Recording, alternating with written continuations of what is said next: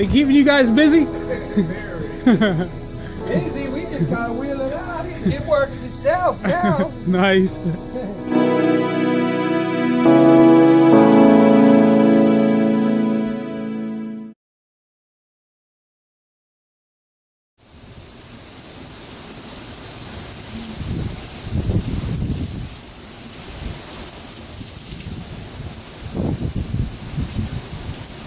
The rain started around mid-morning. It was a rather light, yet steady rainfall, and there was little to almost no wind. Within a few short hours, all of that changed, however. The rain and wind intensified significantly.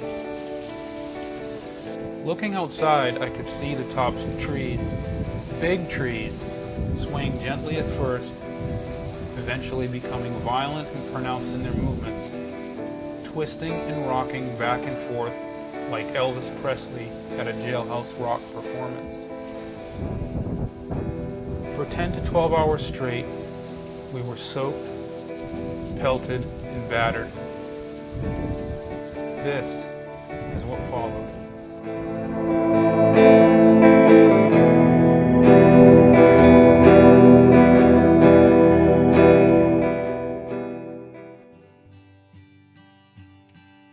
This is my hometown of Altamonte Springs, a suburb located about 10 miles or 16 kilometers north of Orlando, Florida. I ventured out on my bike to survey the after effects of Hurricane Irma as soon as their intensity began to diminish.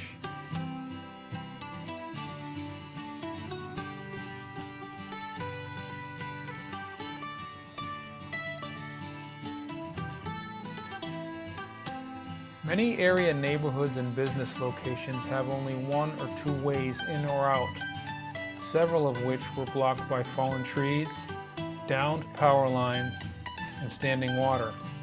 So my bike was really the only way I could get around effectively.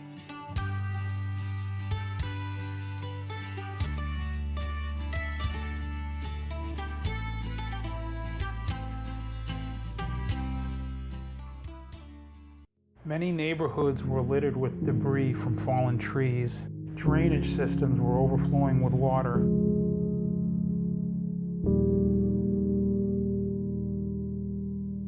And there literally were trees blown over and knocked down everywhere.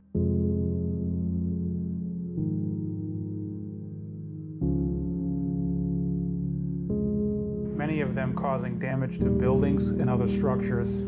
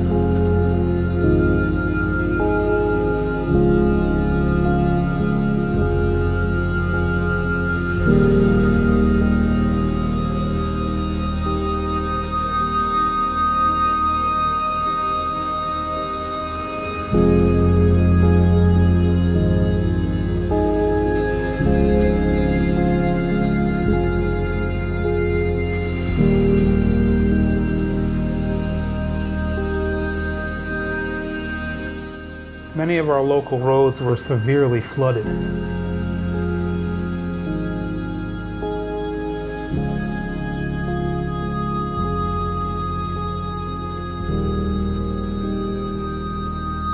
Our parks were flooded too. This is Crane's Roost Park, a very popular destination in Altamonte Springs. And this is looking down at what is normally a broad walkway at Crane's Roost Park.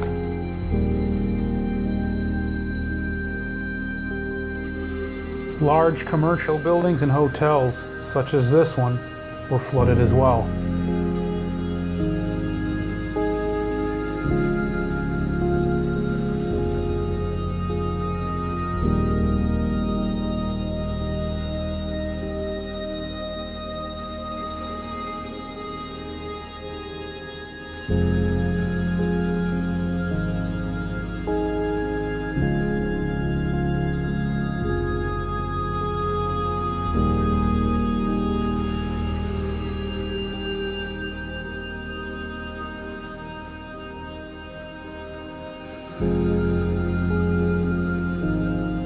Cars trying to get from point A to point B either had to seek an alternate route or take their chances by driving through the water.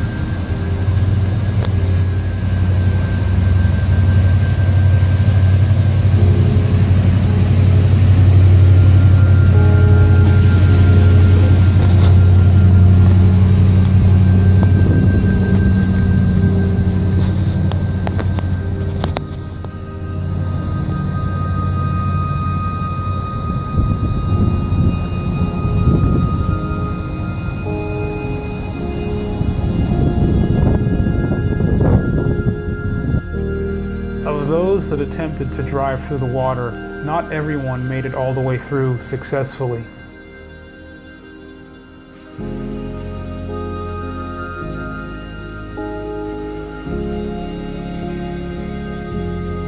Some even damaging otherwise perfectly good vehicles in the process.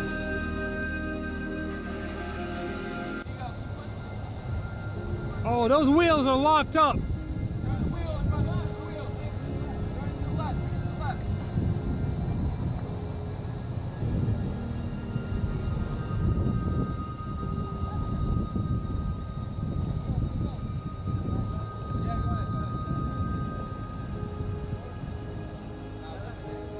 Hey! See if you can back up and then come straight at him like. Come this way and then back up there.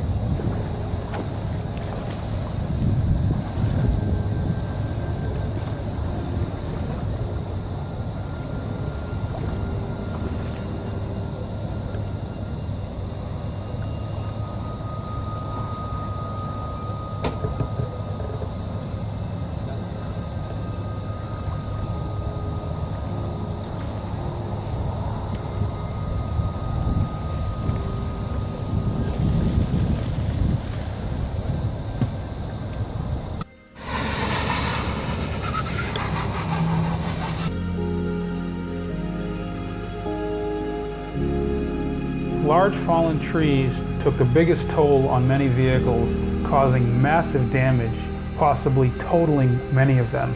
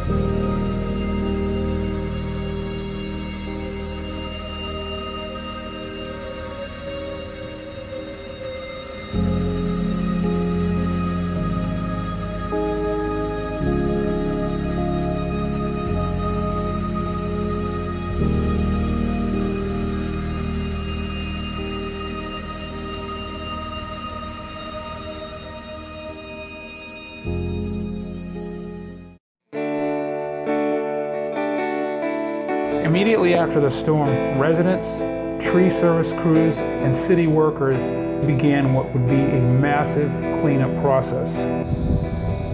How y'all doing?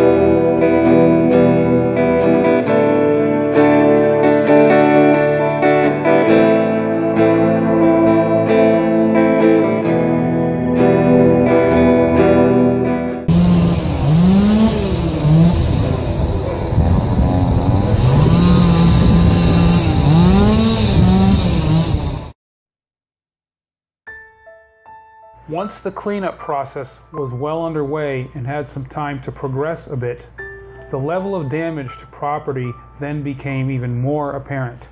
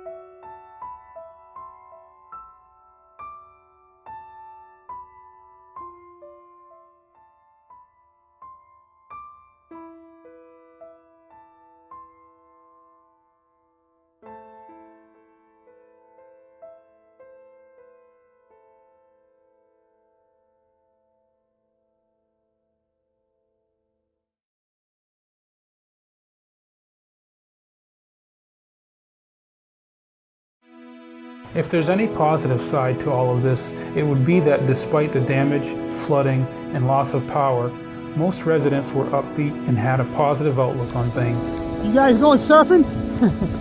All right.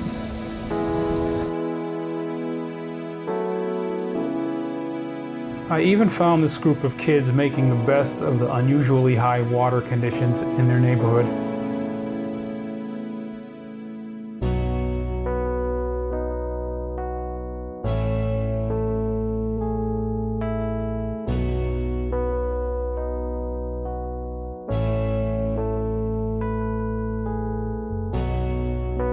Oh, and remember all those people that cleared out supermarket shelves, leaving them devoid of basic food supplies? I think some of them decided to pass on hurricane supply rations and celebrate Irma's passing with a gathering at the local Steak and Shake. Here at a Steak and Shake, Altamonte Springs, Florida. It's one of the few restaurant establishments that's open. This is the day after Hurricane Irma. There's a line of cars wrapping around the building, basically forming a spiral.